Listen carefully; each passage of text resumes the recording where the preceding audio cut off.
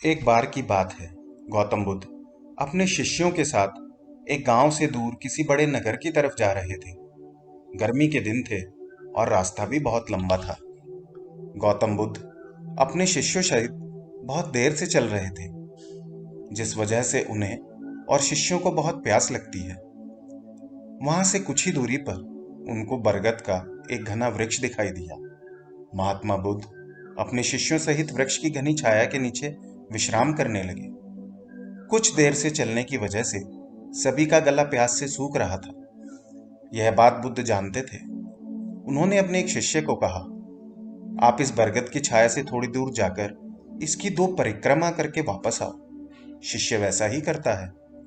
परिक्रमा के बाद जब शिष्य महात्मा बुद्ध के पास आया तो बुद्ध बोले कि क्या आपको ठंडी हवा का अनुभव हुआ? शिष्य बोला, हाँ महात्मा, उत्तर दिशा की तरफ से मुझे कुछ ठंडी हवा का अनुभव हुआ था। शिष्य की यह बात सुन महात्मा बुद्ध तुरंत बोले कि उसी दिशा में चले जाओ। वहां से कुछ ही दूरी पर एक तालाब इत्यादि अवश्य मिलेगा। वहां से सबके लिए पानी ले आओ। शिष्य उसी दिशा में जब कुछ दूर जाता है तो वहां सच में एक तालाब होता है। तालाब देख वह बहुत प्रसन्न होता है और उसी तालाब के निकट जाकर जैसे ही पानी भरने वाला होता है, तभी उसकी नजर वहां तालाब में कपड़े धो रही कुछ स्त्रियों पर पड़ती है। यह देख शिष्य मन में सोचता है कि यह पानी तो गंदा हो गया है। इतने में 2 बैलगाड़ी जोर से तालाब के किनारे से होती हुई निकल जाती हैं।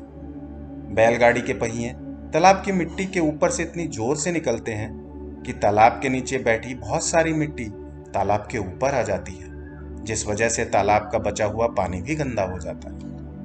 यह सब देख शिष्य बिना पानी लिए क्रोध में महात्मा बुद्ध के पास वापस चला जाता है और बड़े ही निराशा भाव से महात्मा बुद्ध को सब बात बताता है। शिष्य की बातें सुन अन्य सभी शिष्य बोलते हैं कि हमें तुरंत यहां से निकलना चाहिए, किसी दूसरी जगह पानी की खोज करनी चाहिए, वरना प्यास के मारे सबके सब मारे जाएंगे।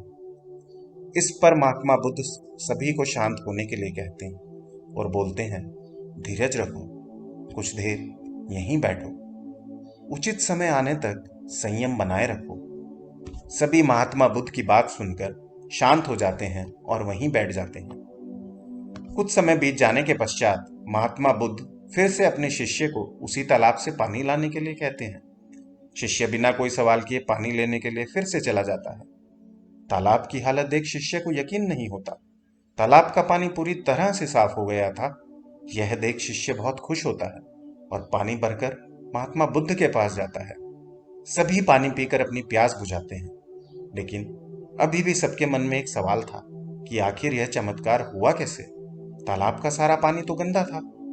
उन्हें लगा कि जरूर यह महात्मा बुद्ध की शक्ति है। उन्होंने यह सवाल महात्मा बुद्ध से पूछ ही लिया कि प्रभु, यह चमत्कार आपने कैसे किया? उत्तर देते हुए महात्मा बुद्ध बोले कि यह कोई चमत्कार नहीं, ये सब आपके सब्र का फल है। ये फल है अपना धैर्य बनाए रखते हुए उचित समय के इंतजार का। जितनी देर हम सब लोगों ने सब्र किया, उतनी देर तक तालाब के पानी के ऊपर तैर रहे सभी गंदे तत्व और मिट्टी तालाब के पानी के नीचे बैठ रहे थे। फिर कुछ देर बाद जब मेरा ये शिष्य वहां तालाब के पास पहुंचा, तब तक सब दूषित कण नीचे बैठ चुके थे, जिस वजह से तालाब का पानी साफ दिखाई दे रहा था। यदि उस समय हम लोगों ने सब्र न किया होता, धैर्य न रखा होता, तो हम सब इतनी गर्मी में पानी की खोज में प्यासे रहकर शायद अब तक मृत्यु को प्राप्त हो गए होते। क्योंकि यहां से अगला कोई तालाब है या नहीं, और होगा भी तो क्या उसका पानी साफ होगा या नहीं। इन सब कारणों से हम कभी प्यास न बुझा पाते और शायद प्यास से मर जाते। फिर इतना बोलने के बाद महात्मा बुद्ध ने शिष्यों को एक सीख देते हुए कहा कि जैसे स्थिति हम लोगों के समक्ष आज आई है, वैसी ही स्थिति और मुश्किल दौर जिंदगी के हर मोड़ पर आएंगे। तब उस समय भी आपको ऐसे ही संयम बनाए रखना होगा और अपने विवेक से काम लेते हुए ही आपको एक उचित फैसले के साथ सही नतीजे पर पहुंचना होगा। हर मुश्किल दौर में सब्र रखते हुए शांत मन से ही फैसला लेना चाहिए। विकट परिस्थितियों में लोग अक्सर गुस्से में आकर अपना धैर्य खो देते हैं और गुस्से तथा जल्दबाजी में गलत काम और फैसला कर बैठते हैं, जिसका बुरा परिणाम उनको भविष्य में देखने को मिलता है। जिसमें नुकसान अधिक होता है। हमारे द्वारा लिया गया आज का फैसला हमारे आने वाले कल के सुख और दुख को निश्चित करता है। समय बड़ा बलवान होता है। कभी कभी जीवन में उचित समय को आने का समय देना चाहिए। इस बात से इनकार नहीं किया जा सकता है कि समय और परिस्थितियां हमेशा एक जैसी नहीं होती हैं। हर व्यक्ति के जीवन में कभी अच्छा समय आता है तो कभी बुरे दौर से उसे गुजरना पड़ता है, लेकिन व्यक्ति की पहचान उसके बुरे दौर में ही होती है। ऐसा कहने के पीछे सबसे बड़ा कारण यही है कि जीवन के अच्छे दौर में तो सामान्य से सामान्य व्यक्ति भी सही फैसला करने में सक्षम होता है, लेकिन प्रतिकूल परिस्थितियां व्यक्ति की सही प्रतिभा का आकलन करती हैं। आखिरकार प्रतिकूल समय में सही निर्णय लेने के लिए सबसे महत्वपूर्ण गुण क्या हो सकता है?